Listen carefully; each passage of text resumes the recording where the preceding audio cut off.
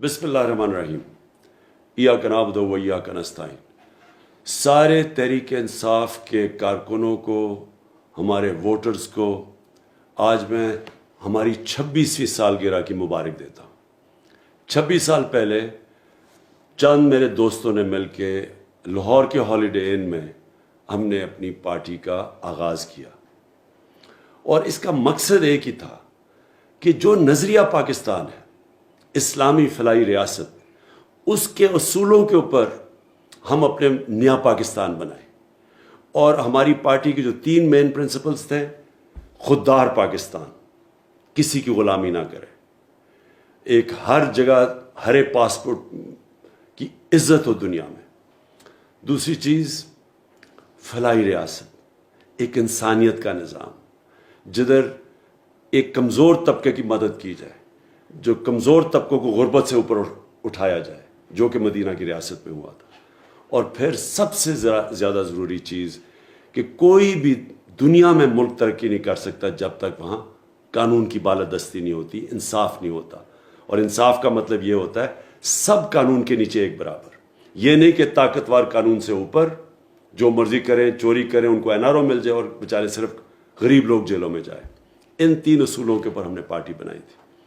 زیادہ تر 14 سال ہمیں کوئی سنجیدگی سے لیتا نہیں تھا. تھوڑے سے ہمارے پاس لوگ تھے، 1 سیٹ تھی میرے پاس 5 سال کے بعد.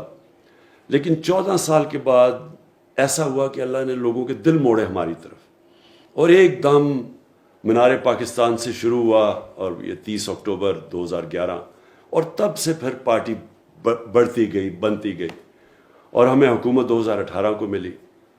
اور پھر ہم نے پوری کوشش کی اسی کہ طاقتور کو قانون کے نیچے لے کے ان کو NRO نہ دے. ہم نے کمزوروں کے لیے وہ پروگرام لے کے آئے جو پاکستان کی تاریخ میں کبھی کسی نے نہیں کیا. ہیلتھ کارڈ، یہ کہیں بھی غریب ملکوں میں تو تصور بھی نہیں کر سکتے کہ ہر خاندان کے پاس ایک ہیلتھ انشورنس ہو. اور پھر ہم نے احساس کے پروگرامز کیے، جو مجھے فخر ہے کہ کبھی پاکستان میں اس طرح نہیں کیا گیا. لیکن مسئلہ ہمیں سب سے بڑا یہ آیا، ایک کہ طاقتور سب اکٹھے ہو گئے، جو طاقتور اس ملک کے مافیاز تھے وہ سب اکٹھے ہو گئے، ساری جماعتیں اکٹھی ہو گئیں. اور پھر انہوں نے ایک بیرونی سازش کے ساتھ کہ شامل ہو کے ایک بیرونی مداخلت کے تحت ہماری حکومت کو انہوں نے گرایا. اور آج بدقسمتی یہ ہے کہ وہ لوگ جو 30 سال سے اس ملک میں کرپشن کر رہے تھے، اس ملک کو مقروض کر رہے تھے، وہ آج پھر ہمارے اوپر مسلط کیے گئے ہیں. جو پرائم منسٹر ہے اس وقت، اور اس کے بیٹوں کے اوپر 40 ارب روپے کے کرپشن کے کیسز ہیں. اور یہ اسی FIA کے اوپر بیٹھ گئے ہیں جدھر 16 ارب روپے کے یہ جو ان کے نوکروں مقصود چپڑاسی کے کیسز تھے. اس کے لیے میں نے آپ سب کو آج کال دی ہے کہ آپ نے سب نے اپنے گلی محلوں میں نکلنا ہے، اپنے لوگوں کو موبلائز کرنا ہے، حقیقی آزادی کے لیے لوگوں کو اکٹھا کرنا ہے. کیونکہ اب ایک فیصلہ کن وقت آ گیا کہ کیا ہم ایک غلامی کریں گے یا پھر ایک آزاد ملک بن کے رہیں گے.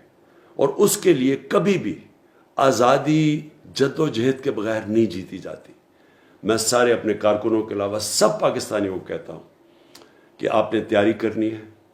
اسلام آباد میں آپ کو کال دوں گا، اور چند ہفتوں کے اندر کال دوں گا. ابھی سارے تیاری کریں، اور آپ نے پھر اسلام آباد آنا ہے. اور جب تک الیکشن اناؤنس نہیں ہوتے آپ نے میرے ساتھ یہاں اسلام آباد میں بیٹھنا ہے. پاکستان زندہ باد. ٹھیک ہے.